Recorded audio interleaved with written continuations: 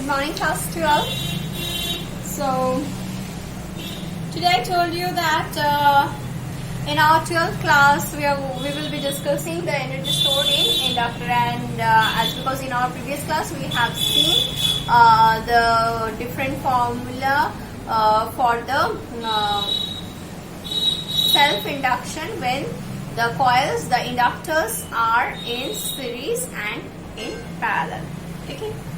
So let us now find out how much energy will be stored in an inductor when a change in current will be flowing through the inductor. For that, let us consider at any instant the current in the inductor is I. For that, let me draw the figure for you.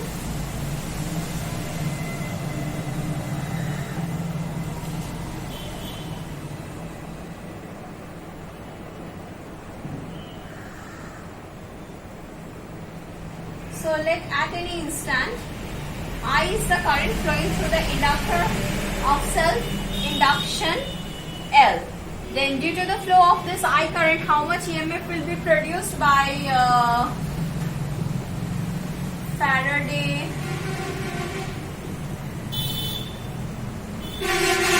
Lenz's law.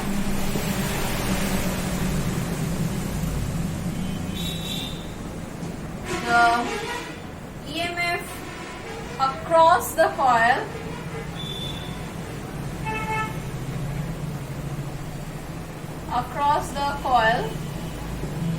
E equals to minus L di dt. This is what we know. Now let us think that during a very small change in the time, that means during dt time,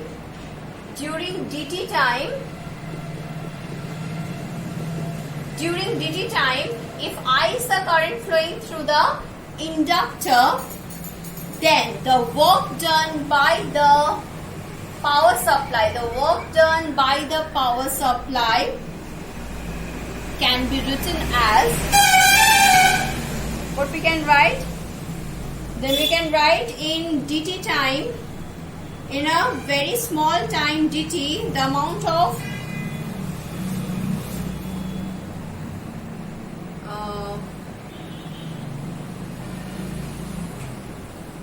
during very small time dt, the amount of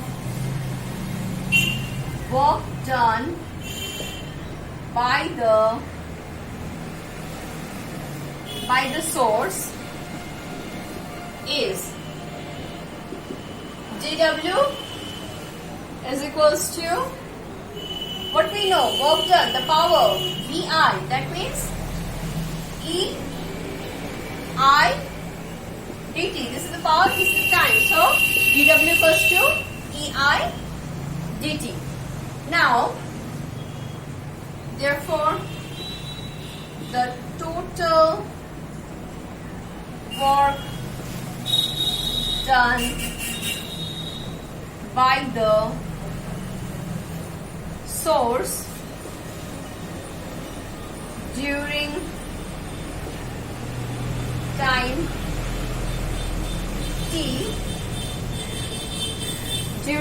t can be written as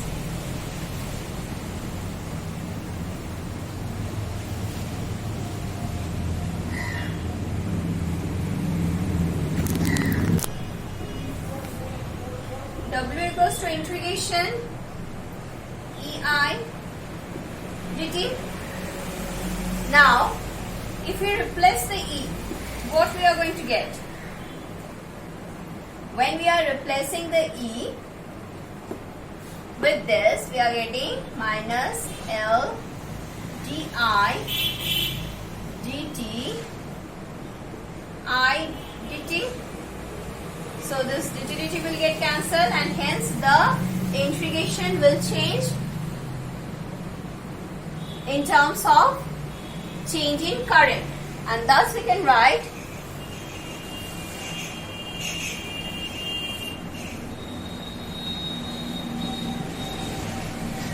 so the total work done, W equals to integration, let us give the limit 0 to I minus L I di. So this will give us equals to minus L half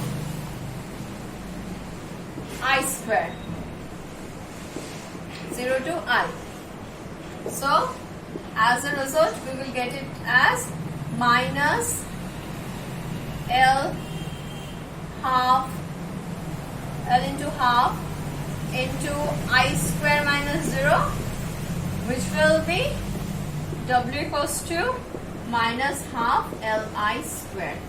So as you can see, the negative sign, so the work done by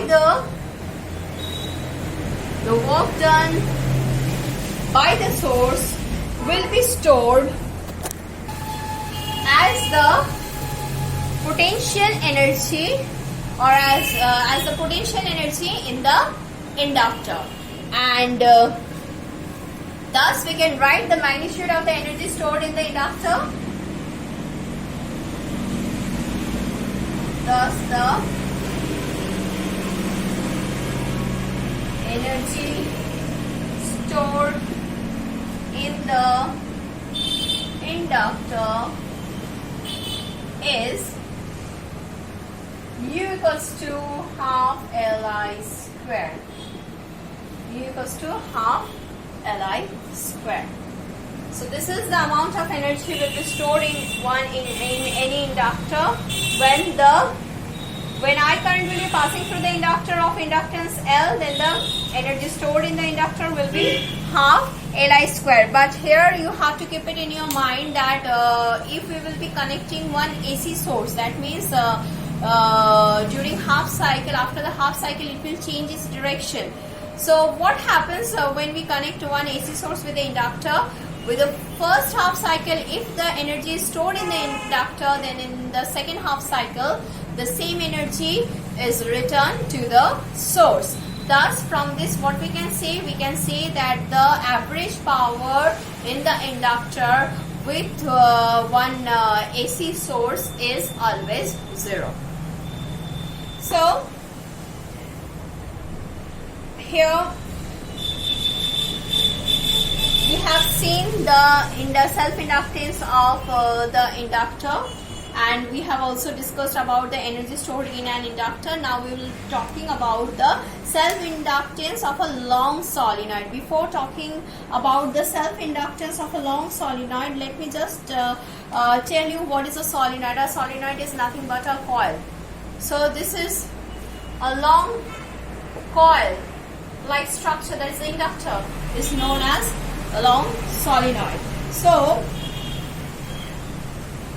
we will be here using one relation, that the magnetic field of a long solenoid when I current flows through it, that the concept is based on one law.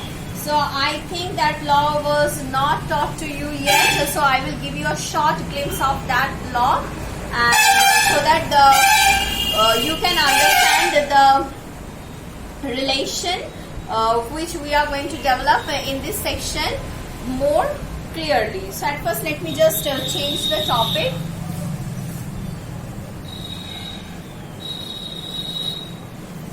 So the topic is self-induction of a long solenoid.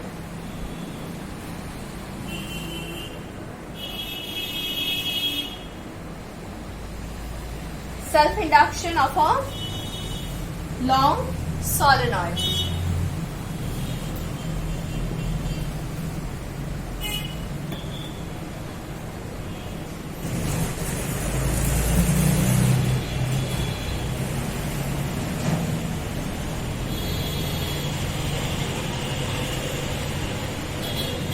So before discussing this section, let me tell you something about the magnetic field produced in a long solenoid. So here we will write down. Let us consider a long solenoid of length L and cross-section area A with number of turns per unit length N. So what we are considering? Let us consider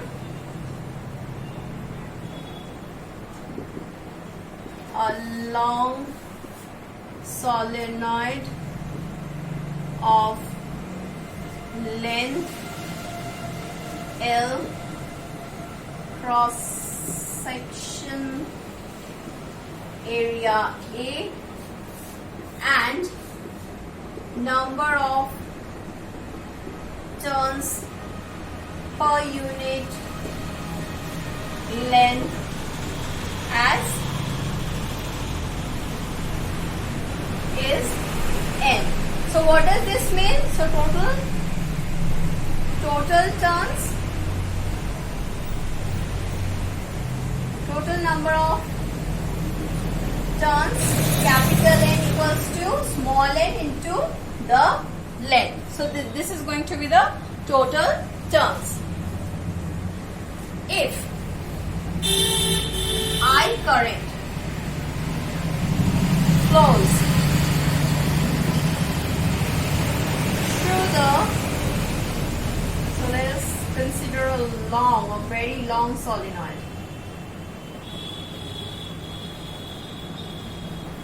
So if I current flows through the solenoid of length L, cross section area A,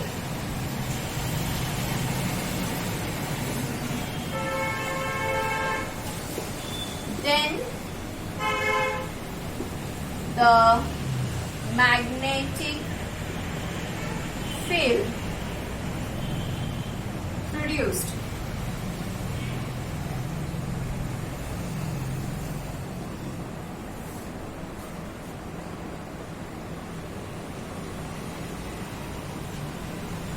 inside the solenoid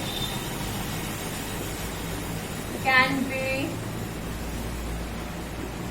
written as B equals to mu 0 and I.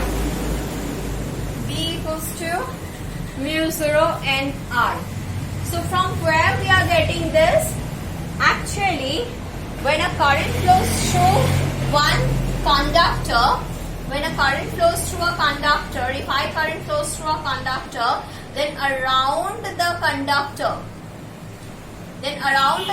a magnetic field produces, and the strength of that magnetic field is directly proportional to the amount of current flowing through it. Actually, we can better say that the amperes, by using the ampere circuital law, this law states that the line integral of the magnetic field, that means this line integral of the magnetic field around a closed path or a circuit is equal to the mu 0 times. What is this mu 0? This mu 0 is nothing but the permeability of free space. Permeability which has a fixed value 1.26 into 10 to the power minus 6 Henry per meter square. Okay, so here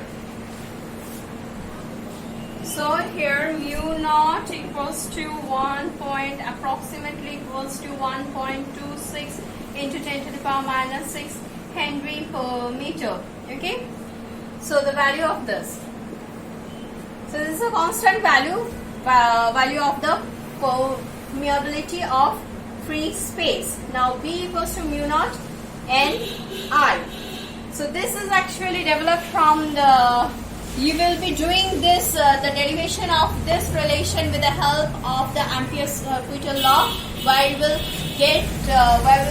come to know that the closed integral of the magnetic field around the closed integral of a magnetic field around the current carrying conductor, or here it is a solenoid, will be equals to the mu naught I. Mu naught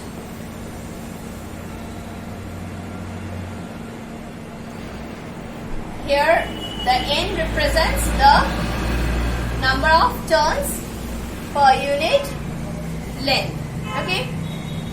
So if it is a single conductor, then it will be of a single turn, solenoid of a single turn, then it will be mu naught I, and for this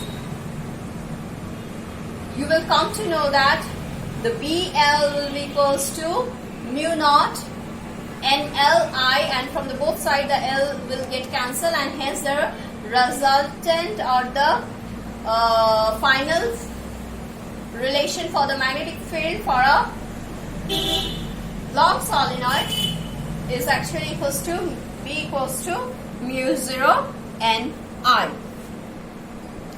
Now, as I was talking about the self-inductance of a long solenoid, so we found that the magnetic field inside the solenoid will be B equals to mu 0 Ni. So the magnetic flux, now the magnetic flux through each turn, magnetic flux through each turn of the solenoid. Now magnetic flux through each turn of the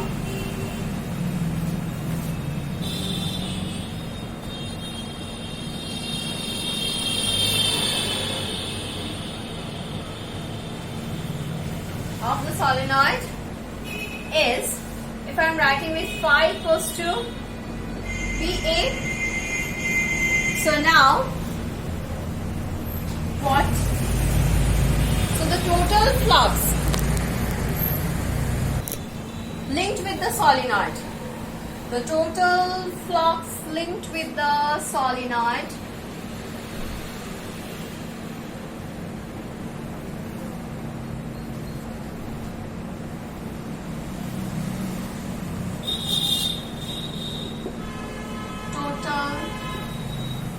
flux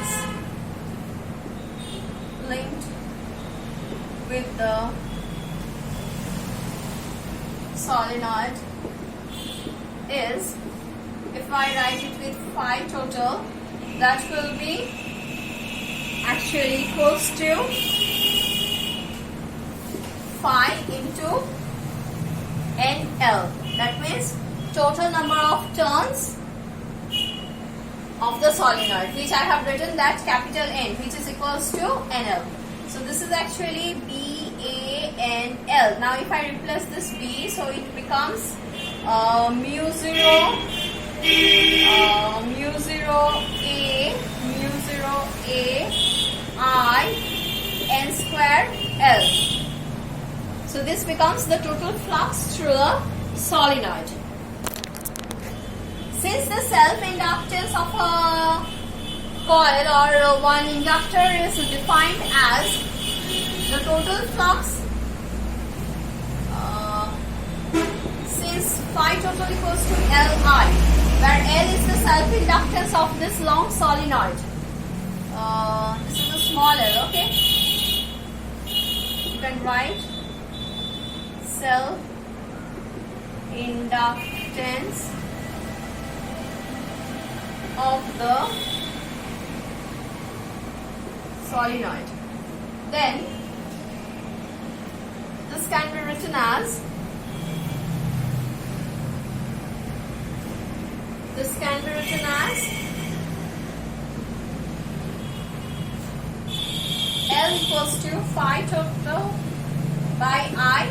So it becomes mu 0 A I N square L by I. So I will get cancelled and it becomes L equals to mu 0 N square L A. Okay.